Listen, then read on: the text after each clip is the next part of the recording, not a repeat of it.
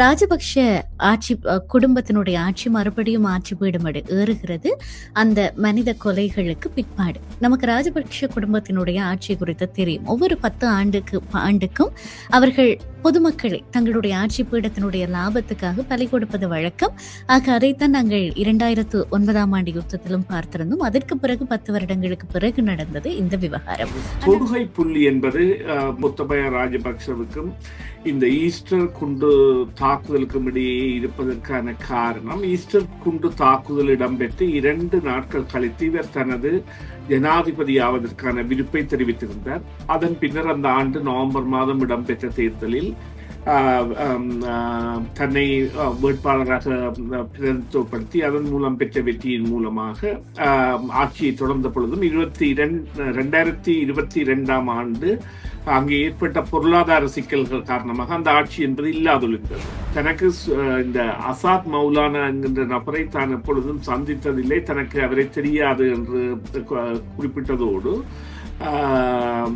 இந்த விசாரணைகளை அமெரிக்காவின் உளவுத்துறையான FBI கூட நடத்தி இருக்கின்றது. அது கூட இந்த விசாரணைகளை பூர்த்தி செய்திருக்கின்றது. எனவே இப்பொழுது உள்ள விசாரணைகளுக்குள் தன்னை உட்படுத்துவது என்பதில் தான் ஒத்துழைக்கின்ற பொழுதும் இந்த கைது என்பது நடைபெறக்கூடாது என்பதற்காக, அதாவது அவர் இந்த PTA என்கின்ற பயங்கரவாத தடை சட்டத்தின் கீழ் தான் கைது செய்யப்படக்கூடாது என்பதற்காக இவ்வாறான நடவடிக்கையை மேற்கொண்டிருக்கிறார் என்பதுதான் அந்த முற்றுமுழுதான அந்த தெளிவான பார்வையாக நாங்கள் பார்க்கக்கூடியதாக இருக்கின்றது. அதுக்கு பிறகும் இந்த விசாரணைகள் எப்படி தொடரப் போகிறது என்கிற அச்சமெல்லாம் நிலவியது. ஆனாலுமே கூட அனுர அரசு அவர்கள் நியமித்திருக்கக்கூடிய ஆணைக்குழு அதை தொடர்ச்சியாக நகர்த்தி போகிறது என்பதே பெரிய விடயம். அதே நேரம் கோத்தபாய தானாக முன்வந்து இந்த மனுவை சமர்ப்பித்து தன்னை காட்டிக் கொடுக்கிறார் ஏதோ ஒரு வகையிலே அப்படி என்று சொல்லி சொன்னால் விசாரணையினுடைய தீவிரம் அழுத்தம் அதிகமாக இருக்கிறது என்றுதான் அர்த்தம். இவரை பொறுத்தவரையில் அவர் சுயேட்சை நிலையில் இருக்கின்ற ஒரு அரசியல்வாதி அடுத்த முதலமைச்சர் வேட்பாளராகுவதற்கான முஸ்தீப்புகளையும் வடக்கு மாகாண தேர்தல் கூறப்பட்டால், மாகாண சபை தேர்தல் கூறப்பட்டால் ஏற்பாடு செய்கின்ற ஒருவராகவும் இருக்கின்ற பொழுது தனது அரசியல் பிரசன்னம் என்பது தொடர்ந்து இருப்பதற்கான வழிகளை தேடுகின்றார். ஆனால் அதற்காக அவர் மக்களை பற்றிய அக்கறை உள்ளவர்களாகவோ அல்லது தான் மக்களின் மீதான ஒரு நம்பிக்கை உள்ளவனாகவோ அவர் காட்டவில்லை. இந்த சங்கீதனுடைய விடயத்திலே நீங்கள் சொன்ன விவகாரம் நிறைய பேரை மனமடிவுக்கு உட்படுத்தி இருந்தாலும் அவருடைய கைது என்பது வெறுமனே அது சங்கீதன் என்கிற ஒருவருக்கானது அல்ல. ஏற்கனவே தீபச்செல்வனினுடைய புத்தகங்கள் தடுத்து வைக்கப்பட்டிருந்ததாக ஈழத்தமிழ் கலைஞர்களினுடைய கலை மீதான அரசினுடைய அடக்குமுறை பயங்கரவாத தடை சட்டமாக மாறுவது என்பது எப்பொழுதுமே ஏற்றுக்கொள்ள முடியாதது. எல்லா தரப்புக்கும் தங்களுடைய வழிகளை, தங்களுடைய கதைகளை, தங்களுடைய கலை வழியாக சொல்லுவதற்கு எல்லா உரித்தும் இருக்கிறது.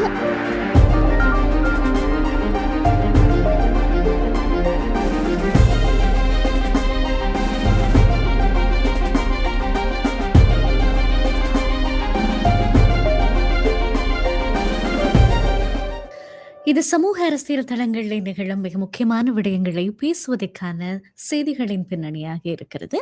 ஆக இந்த நாளிலும் நாங்கள் பேசுவதற்கு ஒரு முக்கியமான தலைப்பு காத்திருக்கிறது. அதற்கு முன்னம் ஒரு சின்ன ஒரு பின்னூட்டலாக கொஞ்சம் இந்த ஈஸ்டர் தாக்குதலை பற்றி பேசி அதனுடைய அறிமுகத்தோடு நாங்கள் அந்த தலைப்பை உரையாடுவதுதான் சரியாக இருக்கும். 2019ஆம் ஆண்டு இந்த ஈஸ்டர் தாக்குதல் நடைபெறுகிறது. கிட்டத்தட்ட 269 இருந்து 279 மக்கள் அப்பாவிகள் கொல்லப்படுகிறார்கள் அந்த ஈஸ்டர் கொண்டாட்ட நாளிலே.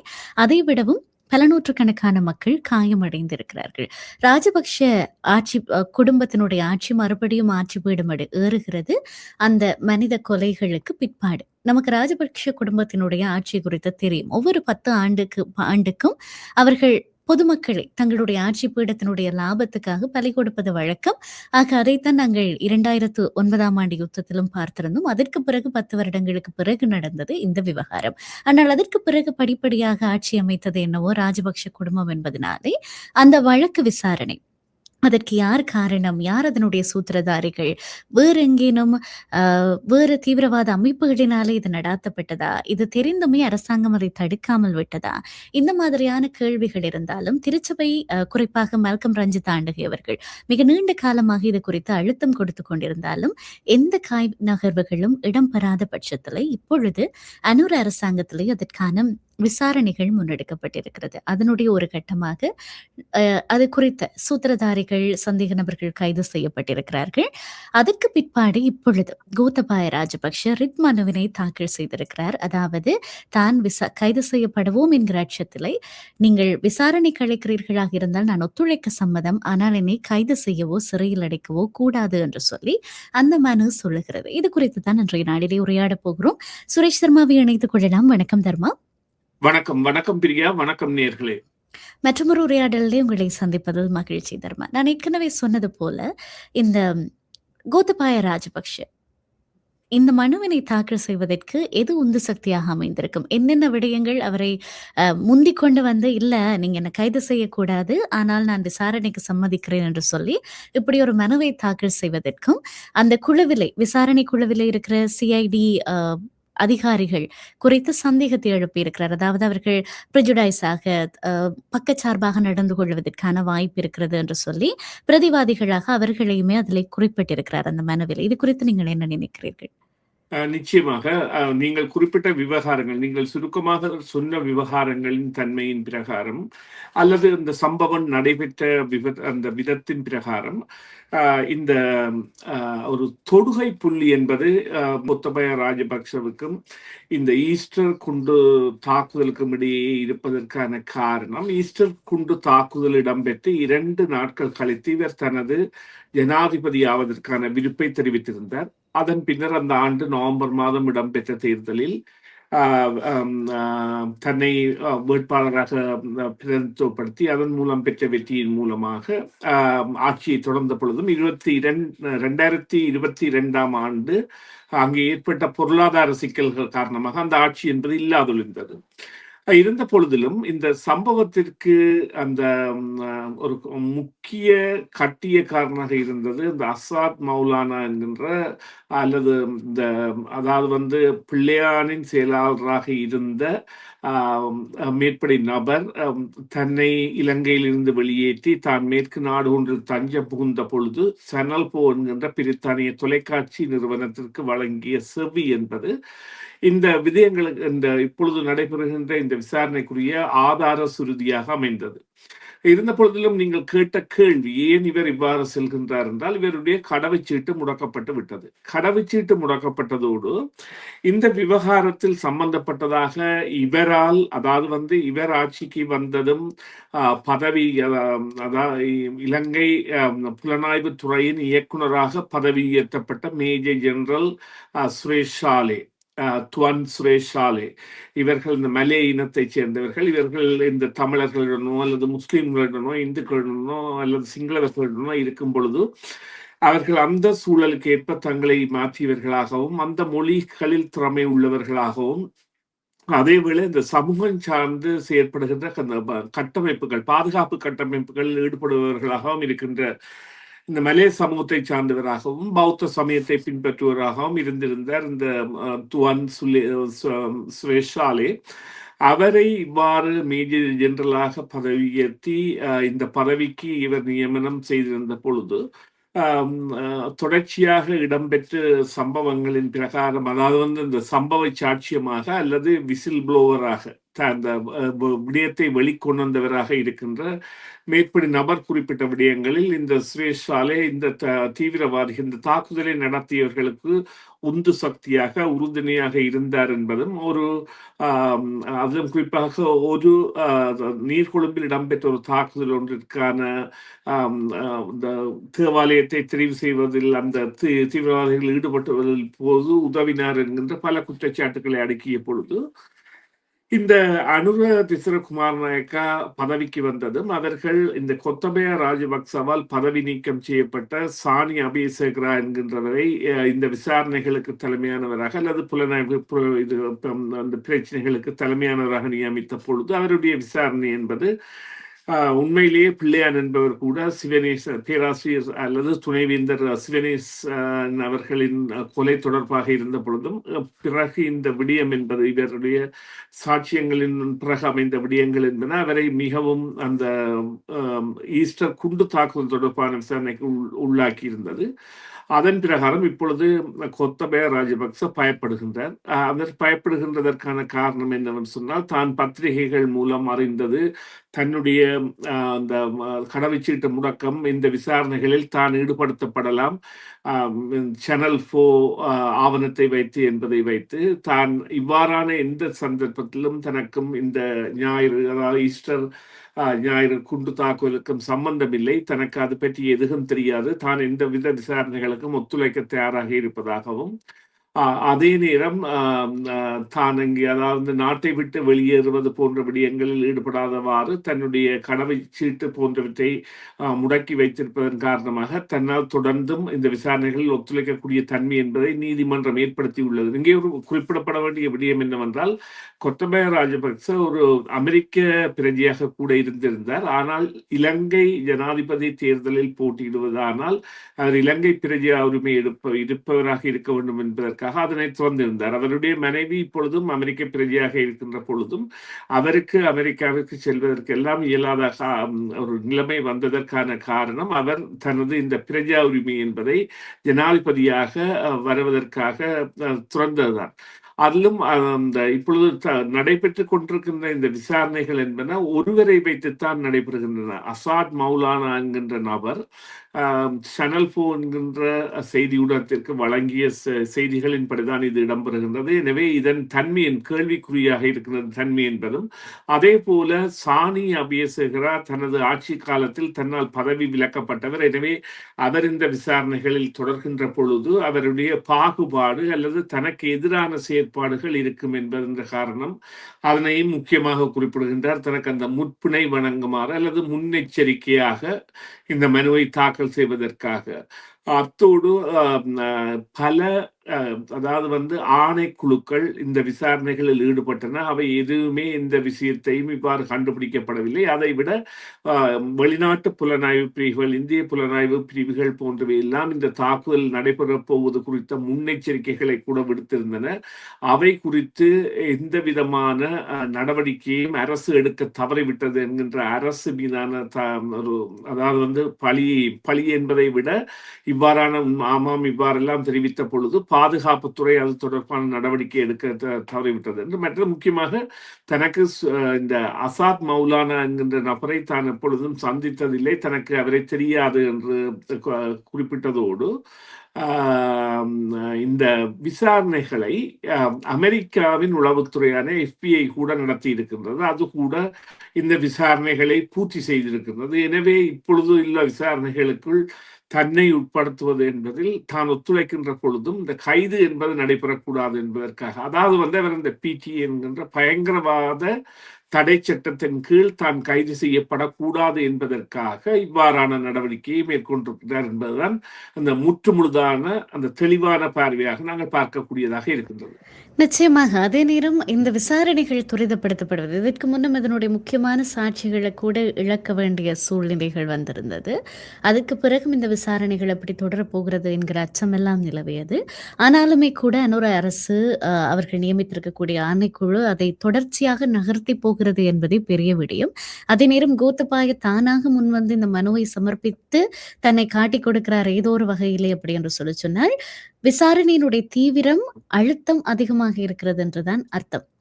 அதே நேரம் கோத்தபாய இதிலே ஒரு சந்தேக நபராக இந்த வழக்கிலே குறிப்பிடப்படவில்லை. அவர் ஒரு முக்கியமான நபராகத்தான் குறிப்பிடப்படுகிறார். அப்படி இருந்துமே அவர் தன்னை தற்பாதுகாத்துக் கொள்வதற்காக இந்த விடயத்தை செய்திருக்கிறார். அதே நேரம் இன்னொரு பக்கத்திலே மஹிந்த ராஜபக்ஷ குடும்பத்தினுடைய பெயர் கூச்சல் மறுபடியும் எழ ஆரம்பித்திருக்கிறதை நீங்கள் கவனித்திருப்பீர்கள். இப்பொழுது அவர்கள் அன்றைக்கு கூட பேசுகிற போது ஒரு நிகழ்ச்சியிலே சொல்லியிருந்தார், திருப்பவும் நாட்டை எங்கட கையில கொடுங்க, எப்படி நடத்துவது என்பதை நடத்தி காட்டுறோம் அப்படி என்று.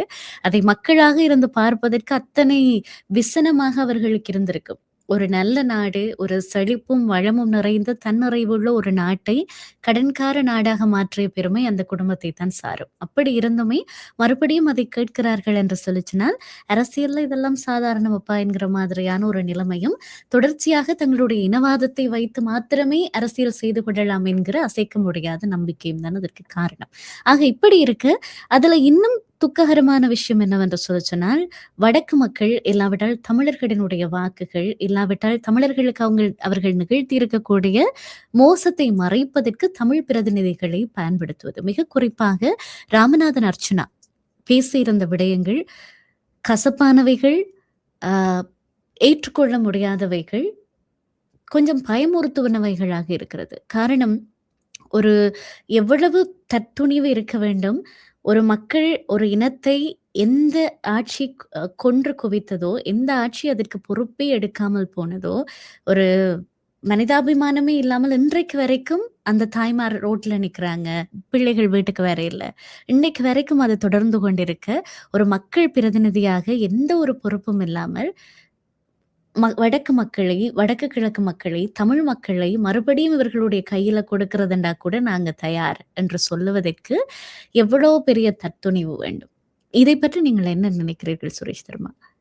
இல்ல, நிச்சயமாக அவர் தனது அடுத்த அரசியல் பயணத்திற்கான முஸ்தீபுகளை இட்டு அதன் மூலம் நகர்வதற்கான முயற்சிகளை மேற்கொள்வதற்கான ஒரு நிகழ்வாக இதனை பயன்படுத்தி இருக்கின்றார். குறிப்பாக எதிர்க்கட்சிகள் கலந்து கொண்ட இந்த ஒரு பேராளர் கூட்டம் களத்துறையில் இடம்பெற்ற பொழுது அந்த கூட்டத்தில் உண்மையிலேயே நாமல் ராஜபக்ச கூட மஹிந்த ராஜபக்ச, கோத்தபய ராஜபக்ச, பசில் ராஜபக்ச மற்றும் சாமல் ராஜபக்ச ஆகியோர், அதாவது 4 சகோதரர்களும் இந்த நாட்டை தங்களிடம் கையளித்தால் நன்றாக இருக்கும் என்று நெக்ஸ்ட் இயர், அதாவது தங்களுடைய அடுத்த பரம்பரைக்கு என்பதை குறிப்பிட்டிருந்தார். அதே போல 2029 ஆண்டு இடம்பெறப்போகின்ற ஜனாதிபதி தேர்தலில் நாமல் ராஜபக்ச மீண்டும் போட்டியிடப் போகின்றார் என்பதும் அதன் மூலம் ஒரு வெற்றியை தக்க வைப்பதற்கான முயற்சிகளை எடுத்து வருகின்றார் என்பதையும் மறந்த நிலையில் தமிழ் தேசியம் சார்ந்த பரப்புகளில் பயணிக்க முடியாத நிலையிலும் அதேவேளை அனுர திசர குமாரநாயக்கா செய்கின்ற செயற்பாடுகள் அல்லது அவரது ஆட்சியின் பொழுது அவர் குறிப்பிட்ட விடயங்களை செய்யவில்லை என்பது போன்ற ஒரு துணியை அங்கே பிரஸ்தாபித்து, அதாவது குறிப்பாக மஹிந்த ராஜபக்ச போன்றோர் வைத்திருக்கின்ற பணம் கென்யாவில் இருக்கின்றது, அதை மீட்போம் என்று, அதே போல அவர்களிடம் இருக்கின்ற தங்கம் போன்றவற்றை மீட்போம் என்று வந்த அனுரை இப்பொழுது 1.5 வருடங்கள் முடிந்தும் எந்த விதமான ஒரு நடவடிக்கையும் எடுக்க முடியாத அளவுக்கு இருக்கின்றார் என்கின்ற ஒரு கருத்தியலை விதைத்து அவர் மீதான நம்பிக்கையை குறைத்து தன்னை ஒரு சக்தியாக இவர்கள் முன்னிலைப்படுத்துவதாக அல்லது இவர்கள் முன்னிலையில் தன்னை ஒரு தமிழ் மக்களின் சார்பான சக்தியாக அல்லது இவ்வாறான ஜனாதிபதி தேர்தல் வரும் பொழுது நாமல் ராஜபக்சவுடனான இணைவுக்கான ஒரு சக்தியாக அவர் பிரதிநிதித்துவப்படுத்துகின்றார். அங்கே குறிப்பிடப்பட வேண்டிய விடயம் என்னவென்று சொன்னால்,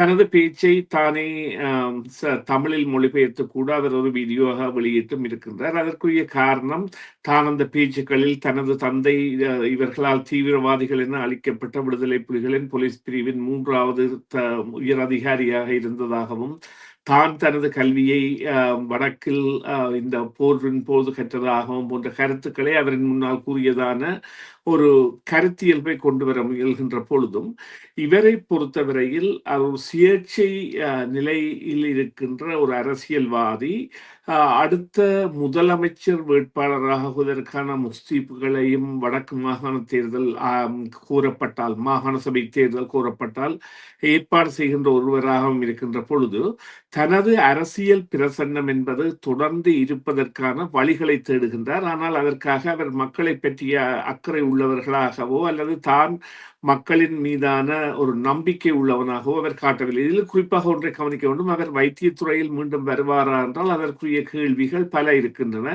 அதற்குரிய அனுமதி பத்திரம் கொடுக்கப்படுமா என்றால் இவர் வைத்தியராக இருந்த பொழுது நடந்து கொண்ட நடைமுறைகளில் இருந்து விலத்தப்பட்டிருக்கின்றார்.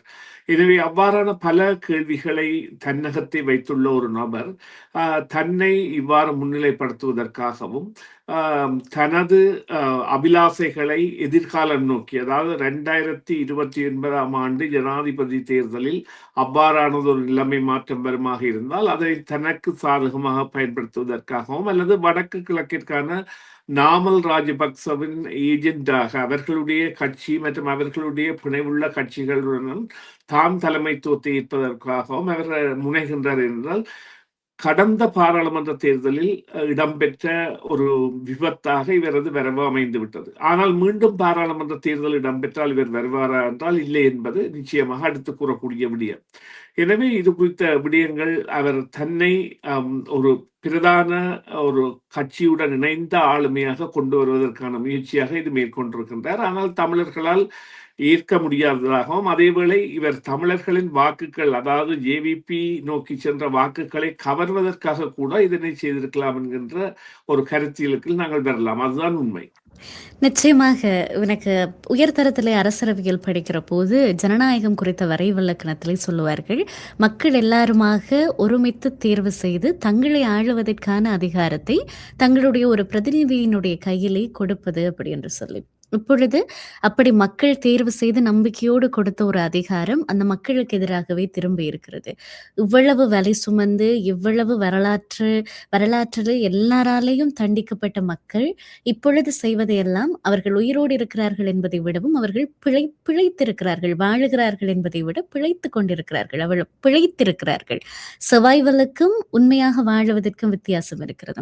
அப்படி இருக்கிற மக்களை மேலும் மேலும் நாம் சார்ந்தவர்களே துன்பப்படுத்துவது, துன்பத்துக்குள்ளே ஒப்பு கொடுப்பது, இது எப்படி என்று சொல்லி சொன்னால் ஒரு ஆயனை தன்னுடைய ஆடுகளை பலியிட இல்லாவிட்டால் விலைக்கு கொடுப்பது போன்றான விஷயம். அதை மக்கள் நன்றாக உணர்ந்திருப்பார்கள் என்று நினைக்கிறேன். ஆனாலும் இது எந்த விதத்திலே புத்திசாலித்தனமானது என்று தெரியவில்லை. ஒருவேளை அவருடைய இலக்கு மாகாண சபை தேர்தலை நோக்கித்தான் இருக்க வேண்டுமாக இருந்தால் நிச்சயமாக தமிழ் மக்களினுடைய ஆதரவு என்பது எப்படி கிடைக்கப் போகிறது என்பது திண்ணம், அது கேள்விக்குறியான ஒன்றுதான். ஆக பொறுத்திருந்து பார்க்கலாம். அதே நேரம் நிறைவாக உங்களிடத்தில் ஒரு விடயத்தை பதிவு செய்ய வேண்டும் என்று நினைத்திருந்தேன். இந்த தலைப்பில் இருந்து கொஞ்சம் இதற்கு மாறானது என்றாலுமே கூட, இந்த பாடகர் சங்கீதனினுடைய விடுதலை அதற்கு முன்னம் அதற்கு பிறகு அது நடந்து கொண்டிருந்த காலகட்டத்திலே சமூக வலைத்தளத்திலே அவருக்காக எழுந்திருந்த குரல்கள், இதை பற்றி நீங்கள் உங்களுடைய ஒட்டுமொத்தமான கருத்து என்ன? இது அதாவது மிகவும் கவலைக்குரிய விடயம் என்னவென்று சொன்னால், இவ்வாறான இந்த அதாவது போர் குறித்த பாடல்கள், அதில் வரும் வரிகள் என்பன தற்பொழுது அவதானமாக பயன்படுத்தப்பட வேண்டிய சூழ்நிலை. இந்த வெசாக் விளக்கு கூண்டுகள் பல்கலைக்கழகத்தில் உடைக்கப்பட்ட பொழுது ஏற்படுத்தப்பட்ட ஒரு பதட்ட நிலையில் அதனால் ஏற்படுத்தப்பட்ட விழிப்புணர்வு என்பது அங்கு ஏற்படுத்தி இருக்கின்றது. என்னவென்றால் எவ்வாறு இவ்வாறான சம்பவங்கள் இடம்பெறுகின்றன. குறிப்பாக நீங்கள் பார்த்தீர்கள் பிரியா, பல்கலைக்கழகத்தில் 10,000 மாணவர்களுக்கு மேல் கல்வி கற்கின்ற யாழ் பல்கலைக்கழக வளாகங்களில் 30% மாணவர்கள் பெரும்பான்மையின மாணவர்களாக இருக்கின்றார்கள். எனவே அரசு அது தொடர்பான முயற்சிகளில் ஈடுபடுகின்ற பொழுது இவர் ஒரு துரதிர்ஷ்டவசமான ஒரு சந்தர்ப்பவச கைதாக இவரது கைது இடம்பெற்று, இவருக்கான ஆதரவு பலங்கள் எல்லாம் சகல இடங்களில் இருந்தும் சென்று அங்கே ஒரு பிரச்சனை என்பது எழுப்பப்பட்ட பொழுது அதற்குரிய பரிகாரத்தை கொடுத்தவர்களாக அனுராவின் கட்சியைச் சேர்ந்த பாராளுமன்ற உறுப்பினர்களோ இல்ல சட்டத்தரணிகளோ மாறியதானது அந்த நிகழ்வை ஒரு அதாவது மௌனிக்க வைத்து விட்டது என்கின்ற வார்த்தை இதற்கு நாங்கள் அதாவது பாவிக்கலாம் என்று சொன்னால், பல தரப்புகளும் முனைந்தன, பல தரப்புகளும் போராடின, பல தரப்புகளும் எதிர்குரல்களை எழுப்பின.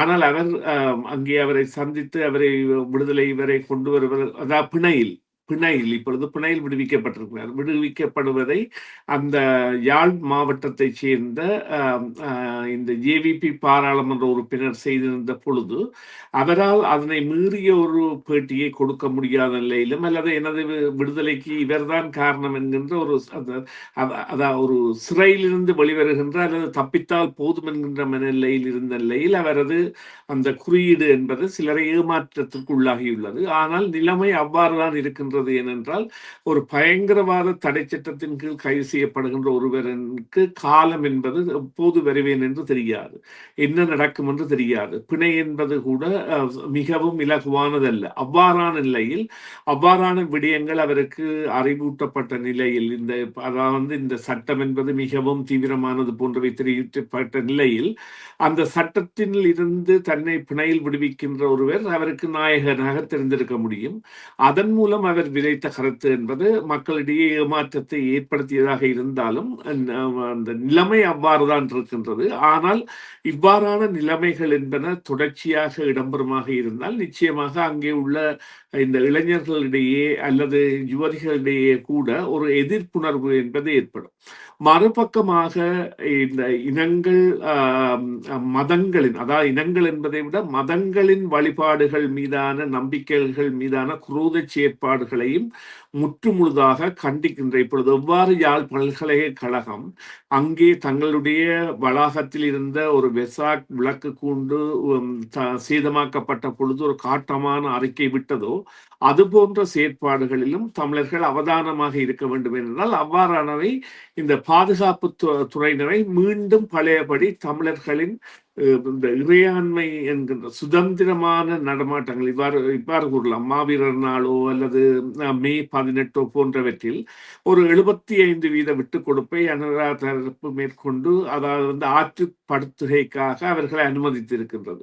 அது கூட 75% என்று கூடுவது கூட பெரிதாக இருக்கலாம். ஆனால் அவ்வாறானவற்றில் மீண்டும் கட்டுப்பாடுகள் வராதவாறு இவ்வாறான மலினமான செயற்பாடுகள் நிறுத்தப்பட வேண்டும் என்பதில் எந்தவித ஐயமும் இல்லை. அதுதான் உண்மை. நிச்சயமாக எங்களுடைய நிகழ்வுகளுக்கு அனுஷ்டிப்புகளுக்கு நாங்கள் உரிமை கோருகிற நாங்கள் அது உண்மையாகவே இவர்கள் தான் செய்தார்களா, இது சோடனையா என்பதெல்லாம் தெரியாது. ஆனால் அதே அந்த எம்பத்தியோடு அவர்களுக்குமான இடத்தையும் நாங்கள் வழங்க வேண்டியது மிக முக்கியமானது. ஆக பொறுத்திருந்து பார்க்கலாம். உண்மையிலே இந்த சங்கீதனுடைய விடயத்திலே நீங்கள் சொன்ன விவகாரம் நிறைய பேரை மனமடிவுக்கு உட்படுத்தி இருந்தாலும் அவருடைய கைது என்பது வெறுமனே அது சங்கீதன் என்கிற ஒருவருக்கானது அல்ல. ஏற்கனவே தீபச்செல்வனினுடைய புத்தகங்கள் தடுத்து வைக்கப்பட்டிருந்ததாக ஈழத்தமிழ் கலைஞர்களினுடைய கலை மீதான அரசினுடைய அடக்குமுறை பயங்கரவாத தடை சட்டமாக மாறுவது என்பது எப்பொழுதுமே ஏற்றுக்கொள்ள முடியாதது. எல்லா தரப்புக்கும் தங்களுடைய வழிகளை, தங்களுடைய கதைகளை, தங்களுடைய கலை வழியாக சொல்லுவதற்கு எல்லா உரித்தும் இருக்கிறது. ஆக மக்களாக புலம்பெயர் நாடுகளிலே இருந்தும் தாயகத்திலேயும் போராட்டம் நடத்தியது ஒட்டுமொத்தமாக அந்த தடைக்கு எதிரானதுதான் மாத்திரமே ஒழிய இது தனிப்பட்ட நபர் என்பதை தாண்டினது என்பதுதான் உண்மை. ஆக அப்படி பார்க்க போனால் எங்களுடைய கோஷங்கள், எங்களுடைய நியாயமான கோரிக்கைகள் கேட்கப்பட்டிருக்கிறது. அல்லாவது ஏதோ ஒரு அசைவை ஏற்படுத்தி இருக்கிறது. ஆக குறைந்தது பிணையாவது வழங்கி இருக்கிறது. அந்த வகையில் மகிழ்ச்சி. மிக்க நன்றி சுரேஷ் தர்மா இந்த உரையாடலில் இணைந்தமைக்காக. நன்றி பிரியா. நன்றி நேயர்களே. மீண்டும் ஒரு பொழுதில் சந்திப்போம். டிவிஐ யூடியூப் சேனலில் இணைந்திருக்கும் நேர்கள் அனைவருக்கும் எமது நன்றி. எமது காணொளி தொகுப்புகளை தொடர்ந்து நீங்கள் பார்வையிடுவதற்கு கீழிருக்கின்ற பெல் பட்டனை அழுத்துவதன் ஊடாக நோட்டிபிகேஷனில் பல காணொளி தொகுப்புகள் உடனுக்குடன் உங்களை வந்து சேரும். அருகில் இருக்கின்ற முக்கிய காணொளி தொகுப்புகளையும் பார்வையிட தவறாதீர்கள்.